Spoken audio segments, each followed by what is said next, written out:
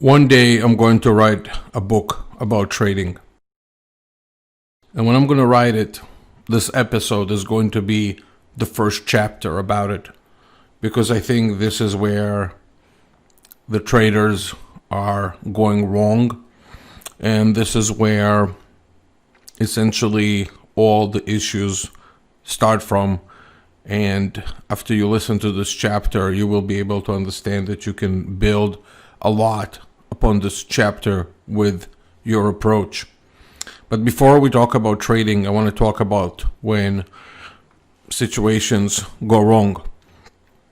When situations go wrong, basically, in order to understand what happened in any type of situation that goes wrong, you start looking to analyze one variable at a time. It's very hard to look at any situation that goes wrong where it could be tragically wrong or it could be just wrong. But you start looking at one variable at a time and saying, okay, what has led to that? So just keep that in mind, because I'm going to build on that a little bit as we talk about trading.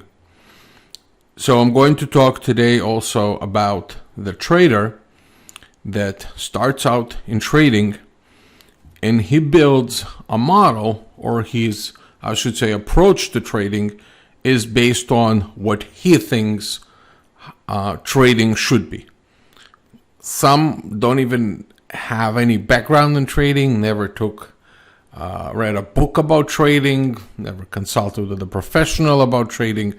They just decided, that their trading approach, from gathering bits and pieces out there of information, they have their own idea how to build their method.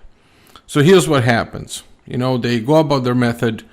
Typically, they will call 700 brokers, test 700 trading platforms, and on every single platform, they want to test their method, as if the method is going to make a difference what platform it's trading on. Okay.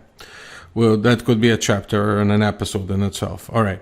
So then they trade the system, and since nobody ever loses a dime in paper trading, and it's absolutely ideal, then from there, they decide to go and establish an account. And then when they establish an account, they see that the account does not fall anything close to what they did before, and it did not match the method, right? So that is a disappointment to them. So what do? They stop everything, they toss it out, right? And they start over. Some of them can do that a number of times until they decide that the asset that they trade in absolutely sucks. So if they traded in something else, maybe it would work. So they jump from stock options to ETFs to futures to Forex, or vice versa. And really, it has nothing to do, of course, with the asset class. It's really their approach and method. And I'm going to, again, explain and go into details about that. So when you have a system that you built, let's say, and you go to real life trading, and it doesn't work out, the worst thing you can do is just toss it out completely, because that's a very emotional approach. And the most dangerous thing you can do in trading is to make decisions based on emotions instead of data. Okay? Emotional decisions that tend to be erratic, and how we feel changes due to external things affect us. They're unrelated to the parameters of trading. Okay, let me try and explain that again. So what you think is correct today at this moment in time, it might not feel correct in a different point in time. And that is a very, very emotional approach. Instead, what you should do is really start looking at variables one at a time. You can look at your entries, you can look then at your exits, you can look at the time frame that you're using, you can look at your emotional approach to this, you can look at your psychology at the time. You have to start breaking it down to components, and those components will give you a better picture than tossing everything out, right? It's just throwing it out and saying this doesn't work, and go through this insane cycle for years of paper trading testing, when really you could have had something good, but it just didn't, you just didn't tweak it enough.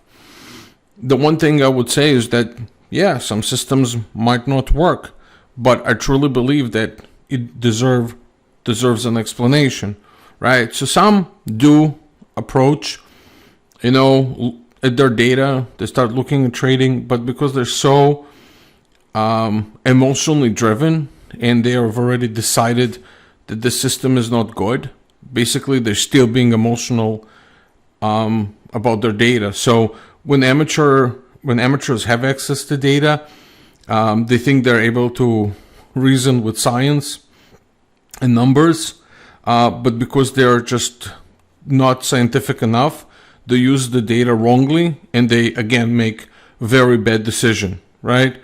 So again, the key for you as a trader is to start looking at one variable at a time, okay? So when you talk, for example, about science, and when you run an experiment, right? So when you run that experiment, you can change, you cannot change all the variables all together, right? So if you're running some sort of a thing where you test things in an experiment, you have to change again, one variable and not multiple variables at the same time. Because if you do, in trading or in science, if you start changing everything all together, that's not called an experiment. It's called a Hail Mary. And when you get results, you don't know which variables was responsible for what, right?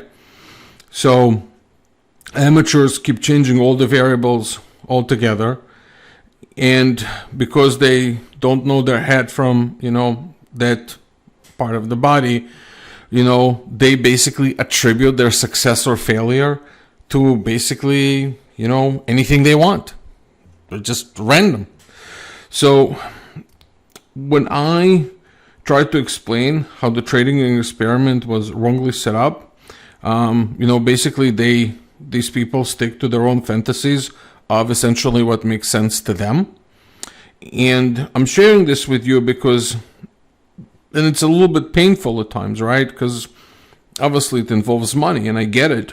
But I'm sharing this with you because I want you to see how you can be your own worst enemy when you let your emotions control your trading decisions instead of data, right? And at the same time, you test incorrectly because you don't understand how trading models work. If you have a method, change one variable at a time and then continue trading. Now, I understand the experiment here. I understand the implications here, right? So essentially, you want to stop losing, right? So when you have a method, obviously everybody's in the marketplace to make money. But I'm going to tell you this. The best traders in the world lost money and will lose money. And you will lose money on your way to become a better trader at times.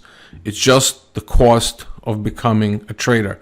Some people don't want to hear it. Some people want to have those unrealistic dreams of you can make money every day, and listen to those gurus who, they're fake, Rolex watches on their Instagram when they're broke and they still live with their mother in the basement and telling everybody else how to trade. If you want to stick to those models, hey, be my guest. It's your life. It's your money. However, if you want to have a more realistic approach, this is what you do. You change one variable at a time and see how it affects your trading. You might not make money, but essentially you could use maybe smaller contracts. This is just something that came to my mind. You can potentially use E-mini micros, right? So I don't want to play the risk in futures trading, but nevertheless, the E-micros are a smaller contract. So if you're about to trade bigger contracts, or you can stick with the micros or trade multiple micros. The point is to use some sort of a contract that is small, that potentially will not hurt you financially, and you play around with that until you tweak your method. Now, one thing you will realize that you might get to a point that you're comfortable with your method. You're comfortable with the system and you're comfortable with the risk management, but that will serve you only as a model for the future. In the future, when the environment is, let's say, more, when it's more volatile, then obviously you use a risk management and targets that are different. And when it's less volatile, you're going to shrink it as well. So essentially, you will have at least a trading model. At least you have something to reference, right? And you can build upon this model.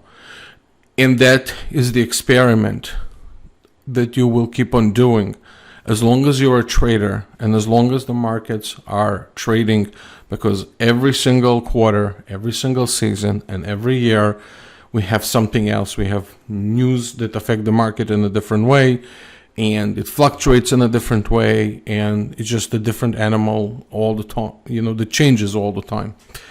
In any case, I hope that will be helpful. If you're looking for a broker, I'd love to be a broker. We're a group of people at Optimus Futures that talks to customers. Majority of our customers are self-directed online traders. We respect their privacy, and we respect the fact that they want to become traders. This is why I'm doing those podcasts, to help them out. Not here to sell dreams. I'm here to help somebody get through the challenges of the market. So when we take customers on board, we really try to do our best to explain how things work mechanically. I spend many hours throughout the day, talking to people. I'm not a trading instructor. I am a broker. My time is valuable. But whenever I have time to answer questions, or people can go on our forum, community.optimusfutures.com, and they can ask me all the questions. And when I have time, I answer them and I help them out. Every single podcast that I do is a result of me talking to people, and people are telling me about their challenges. So don't feel that I'm here to put down people. I know that trading is really, really hard. It's just some people insist, with a persistence that they know how trading works when they have no background in it. They just convince themselves. And I always say you got to have a very flexible mind when you're learning new methods. So again, if you're looking for a broker, I'd love to service your account. You can find us at www.optimusfutures.com. We have great staff. We have great people. We have very competent people, and they're efficient at what they do. And I try to guide them every day to the best that I can, and give our company, Optimus Futures, a direction that actually helps traders. I look forward to the next podcast. I don't know what the topic will be, but hey, you never know. Every day is a surprise. So I wish you a good day. And since tomorrow is Friday and I'm recording it today, you're going to hear it on a Friday. So I'm wishing you also a fantastic weekend. I'm going to take a break and I'll resume to the podcast next week. All the best, and if you have any comments, just post them underneath. Would love to hear what you think. All the best, and again, see you on the next podcast. Bye.